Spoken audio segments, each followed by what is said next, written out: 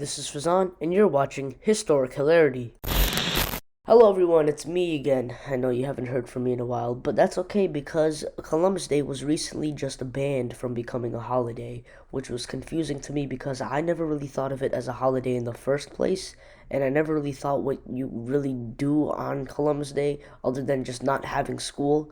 But today we are going to be going over the hilarity of the ban of this holiday. And when I say recent, I don't mean like this year. Like, it was actually banned a while ago. And a while ago basically meaning like, a lot of people knew about this, but like it wasn't very a huge topic to talk about. But hey, I'm talking about it today, so deal with it. In 1492, a man by the name of Christopher Columbus went out on a voyage to find spices and goods, lots of which belonged to India. And since Columbus wanted to go there without having to use a normal route, Columbus instead wanted to go around the world, figuring that he'll find it by himself. So on his voyage, he went out on a trip and discovered the ocean. And then on the ocean, he discovered more ocean. And then he discovered India and Japan. But in reality, it was North America. Now, needless to say, Columbus was in triumph because as soon as he saw the land, he was like, wait a minute, this doesn't look like Asia, because as soon as he stepped on the land, he was met with a bunch of Native Americans, tents, babies, and hammocks, also known as TBH. Now, you might confuse TBH as to be honest, but I think to be honest, it stands for tents, babies, and hammocks. I don't know what context you're gonna use that in, but it just makes a lot more sense that way. So while Columbus was returning back to Spain, he brought a lot of resources, including TBH. Yep, that's tents, babies, and hammocks. Although I'm not actually sure if he brought babies or not. But whether if he did, he came back to Spain like, hey, look what I found! And they were like, what did you find other than spices and goods? Yeah! And Columbus was like, oh yeah? Look at this! Is that gold? Yep, there's way more where that came from. Do you know what this means, Columbus? Yup, it means that I'm a genius, I found a new route to India, and I should be taking 100% of all the credit. Listen.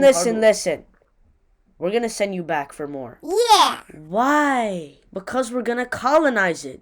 Gain some power. Yeah! Shut up, Isabella! It probably didn't go like that, but I'd like to think it is. So on his second voyage, he went out on an island that he called Dominica. So Columbus kind of went from place to place, from Dominica to Cuba to Jamaica, and all this time he was just digging for gold. Now, the way that I'm explaining this, you would think that Columbus would have the time of his life, spending his days in the New World. But in reality, he went on a killing spree. And by killing spree, I mean that 2/3 of the settlers had died from disease and starvation. Now, some people say that Christopher Columbus was aware that he found a new continent, but in reality, he was completely unaware of the situation. And in fact, I'm pretty sure other people around him knew before him. He claimed it to be the peninsula of China. So Columbus went back to Spain, but then he found himself on a third voyage. Wanna know why? Well, I'll tell you. It was because King John II of Portugal suggested that there was another continent located to the southwest of the Cape Verde Islands. Now, this part kind of gets a little boring, so I'm just gonna speedrun it.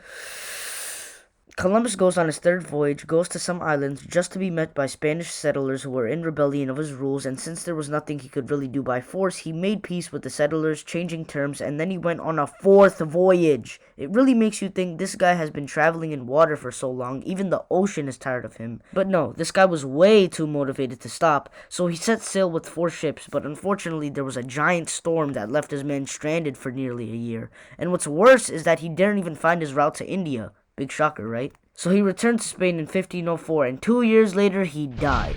And I know that ending kind of seems a little anticlimactic with the way that I worded it, but hey, you kill a bunch of people and then you die. That's what we've learned throughout history. So yeah, Columbus, aren't you proud of what you've done? Killing the natives, causing a revolution that sparked a chain reaction within a series of events, and by events I mean wars that still go on to this day? Are you proud of it all? You bet he is.